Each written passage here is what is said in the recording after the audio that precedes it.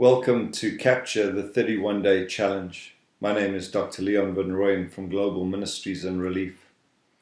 I was just reading some sermons, missionary sermons from 1812 to 1924.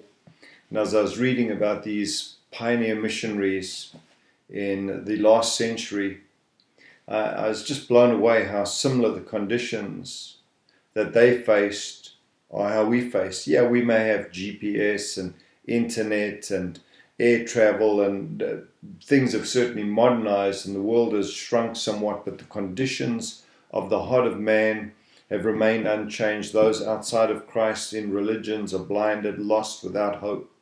And the state of the churches remain pretty much the same. Most churches are looking out after their own interest, building their little program, and the world around us perishes and very few will ever even address it. I know that faith comes by hearing, and hearing by the word of God. And if you want to see results in any particular subject, let's say for example prayer, then what do? You preach on prayer. And then people hear about the call of God, the provision of God, the faith that releases the miracle, and their faith grows and people start praying, and before you know it, there's a groundswell that's developing and people start seeing God at work. And the same with missions. I believe the reason why the church is pretty indifferent when it comes to missions is because it's not taught enough, it's not preached enough. We need missionary sermons. We need men and women who are not just missionaries, pastors and prophets and teachers and apostolic leaders, to teach more than their four walls and their city, but to take on the heart of God for the nations. I know that we need to reach our neighborhoods. I know we need to reach our city. I know we need to reach our nation. But we also have an obligation to the ends of the earth. Jesus said, "Go into all the world." This gospel be preached to the ends of the earth. We need the gospel in the primitive regions, the unreached regions, the areas that are in darkness controlled by false religions. These areas have to be broken open, and for that to happen, the church must be mobilized. The state of the harvest is not based on the state of the missionary, it's really based on the state of the local church from where the missionary has been sent. If there's no people praying, if there's no people giving, if there's no people being raised up, taught and trained and mobilized, financed, fully funded for the harvest, we'll never get the job done. I wrote Capture with this goal in mind, that it would inspire not only the pastors and the leaders of the local church, but the members of the local church to be involved in praying, giving and going. For me, world missions is not something that we just do. It's why we exist.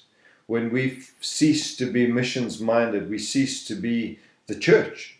We exist for the gospel, not just for those around us, but to the ends of the earth, to the unreached, to the lost, to those who have never heard.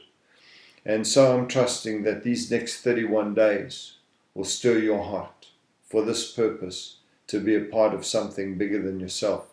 I want to welcome the Overland Missions team, Dr. Philip Smethurst, Sharon Smethurst, and all their staff have signed in for Capture.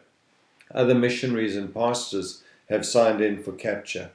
And I'm trusting that you will supplement what I'm giving in the Capture by writing stories, testimonies, film clips.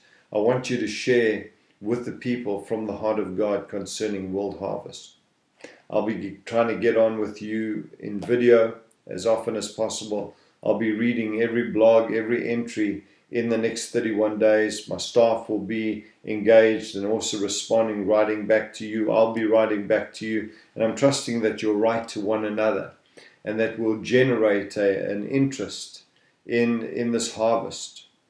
I pray that by the end of 31 days that our minds would be liberated from safe inshore sailing, and that we'll indeed launch out into the deep for a catch that is waiting. That may our nets be mended, may our boats be ready, and may we launch out and get this last day's harvest.